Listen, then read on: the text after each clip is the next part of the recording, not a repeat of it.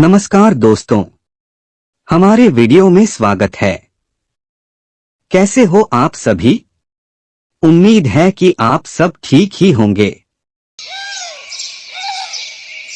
चलना अनन्या, किसी को उल्लू बनाते हैं। क्या सुकन्या, तुझे तो हर टाइम मस्ती सूझती रहती है। घर चल। चल लेंगे ना, पर पहले किसी को बेवकूफ बनाते हैं।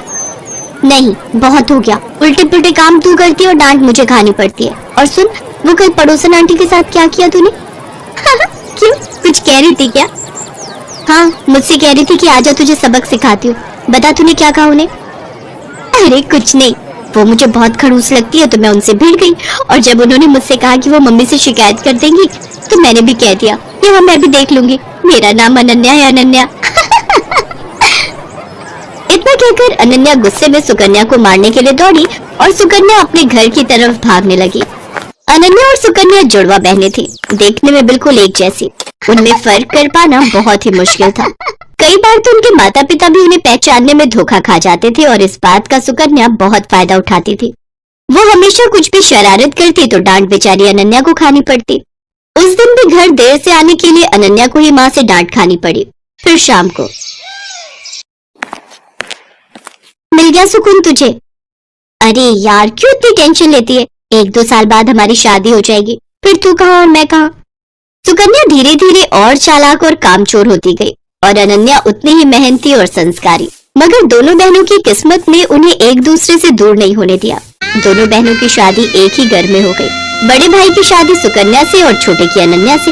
अनन्या को घर का सारा काम आता था, खासकर वो खाना बहुत ही अच्छा बनाती थी, जबकि सुकन्या ने कभी कुछ नहीं सीखा। फिर एक दिन,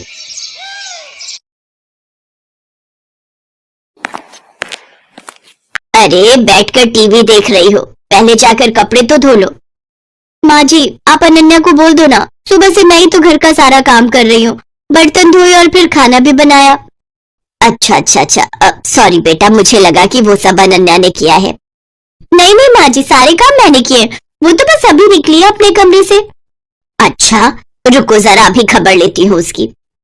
सरला गुस्से में अनन्या के पास गई जो झाड़ू लगा रही थी। दिन भर बस टीवी या फिर आराम, अब ये कोई टाइम है झाड़ू लगाने का? पर माँ जी। चुप हो जाओ, एक उसे देखो, अपनी बहन को, कितना काम करती है बेचारी। अपनी सास की बात सुनकर अनन्या समझ गई कि उसकी बहन सुकन्या ने उसकी सास को भी बेवकूफ बना दिया है। वो अपनी सास से कुछ नहीं बोली और चुपचाप झाड़ू लगाती रही।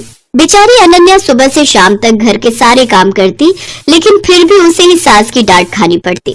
फिर एक दिन, अरे बहू चल, मेरे साथ रसोई में आज मिलकर खाना बनाते हैं। ठीक है माँ जी, आप चलो, मैं आती हूँ। सरला रसोई की तरफ चली गई और सुकन्या सीधी अनन्या के कमरे में। अरे अनन्या, वो तुझे माँ जी बुला रही है खाना बनाने के लिए। अच्छा, बस अभी जाती हूँ। सुकन्या ने एक बार फिर अनन्या को बुद्धू बना दिया था और बेचारी अनन्या को पता ही नहीं था कि उसकी सास ने उसे नहीं बल्कि सुकन्या को बुलाया है। उधर रसोई में, आ गई, कहाँ रह गई थी? चलो एक काम करो, तुम आटा गूंथ दो, मैं सब्जी काट देती हूँ। ठीक है माँ जी। अनन्या ने बहुत जल्दी और बहुत अच्छा आटा गूंथा था, जिसे देखकर सरला बहुत खुश हुई। और फिर, क्या बात है, इतनी जल्दी और इतना अच्छा आटा गूंथ दिया। अरे तुम अनन्या को कुछ सिखाती क्यों नहीं हो? उसे तो कुछ भी नहीं आता। अनन्या समझ गई थी कि उसकी सास सरला उसे सुकन्या समझ रही थी और वो ये भी समझ गई थी कि रसोई के काम से बचने के लिए कामचोर सुकन्या ने उसे सरला के साथ भेज दिया। उसे सुकन्या पर बहुत गुस्सा आया, लेकिन वो कुछ बोली नहीं। ऐसे ही वक्त बीतता गया। सरला की नजर में घर का सारा काम सुकन्या करती थी, रसोई सुकन्या ही संभालती थी, जबकि अनन्या सिर्फ दिन भर टीवी देखती थी, जबकि सच इससे बिल्कुल उलट था। और फिर एक दिन, अरे बेटी सुकन्या। जी माँ जी, बताइए। उस दिन जो तुमने हलवा बनाया था ना, वो बादाम वाला, मेरा खाने का बहुत मन हो रहा है, मेरे लिए बना दो ना। इसमें कौन सी बड़ी बात है, लो आप टीवी देखो, मैं बस अभी लाती हूँ बनाकर। ना ना, मुझे तो खाना है ही, पर मुझे वो हलवा बनाना भी सीखना है, तो मैं भी चलती हूँ साथ। तुम बनाना और मैं देखूंगी। अब आप बैठिए ना माँ जी। अरे चलो ना, साथ में बनाते हैं। सरला जिद पर अड़ गई थी और उधर सुकन्या की हालत खराब हो रही थी क्योंकि आज तक उसने कभी कुछ बढ़िया नहीं बनाया था, जबकि उसकी सास सरला को लगता था कि सुकन्या ने पूरी रसोई संभाल रखी है। लेकिन सुकन्या इतनी जल्दी हार कैसे मान लेती? उसने फौरन दिमाग दौड़ाया। अब माँ जी, मैं तैयारी करती हूँ, तब तक आप बादाम ले आइए। अरे मुझे अपने कमरे में जाना पड़ेगा, बादाम का डिब्बा वहीं रखा है, चलो मैं लेकर आती हूँ। जैसे ही सरला अपने कमरे की तरफ गई तभी रसोई में अनन्या आ गई। उसने बिल्कुल सुकन्या जैसी ही साड़ी पहन रखी थी। तू जा, मैं देख लूंगी। पक्का ना?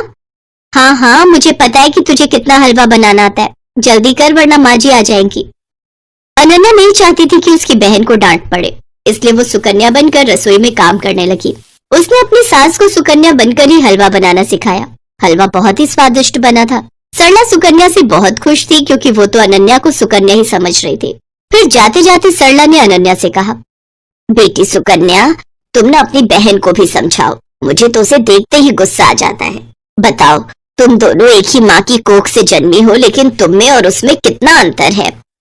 सरला की बात सुनकर अनन्या को बहुत दुख हुआ। वो अपनी सास से सब सच कहना चाहती थी, लेकिन फिर अपनी बहन के बारे में सोचकर चुप रह गई।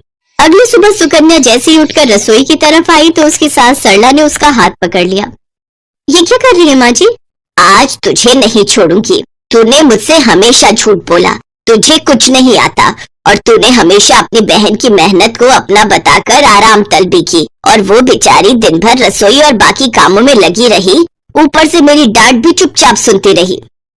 सरला लगातार सुकन्या को डांट रही थी, तभी सुकन्या ने फिर से झूठ बोलकर बचने की कोशिश की। नहीं माँ जी, मैं झूठ नहीं बोल रही, मैं तो खूब काम करती हूँ। कल रसोई में सारा दिन लगाकर आपके लिए हलवा बनाया था ना, तब तो आप भी वही थी। वही थी, इसीलिए सब कुछ जान सकी। तूने हलवा बनाया था तो जरा दिखा अपनी कलाई, जो कल कढ़ाई उतारते हुए जल गई थी। दिखा, दिखा ना। अब सुकन्या अपने हाथ पीछे किए बिल्कुल चुप खड़ी थी क्योंकि उसकी चोरी पकड़ी गई थी। इसके बाद सरला फौरन दूसरे कमरे में गई जहां अनन्या अपनी जली हुई कलाई के साथ खड़ी थी। सरला ने उसके सिर पर हाथ फिराया और बड़े प्यार से बोली, मुझे माफ कर दो बेटी, लेकिन तुम भी मुझसे वादा करो कि इस घाव के ठीक हो जाने के बाद भी तुम और कोई दर्द नहीं झेलोगी अपनी उस कामचोर बहन की खातिर। यह कहानी वाकई मजेदार है। आपको कैसी लगी? कमेंट में जरूर बताएं। और ऐसी ही मजेदार कहानियों के लिए हमारे चैनल को सब्सक्राइब जरूर करें।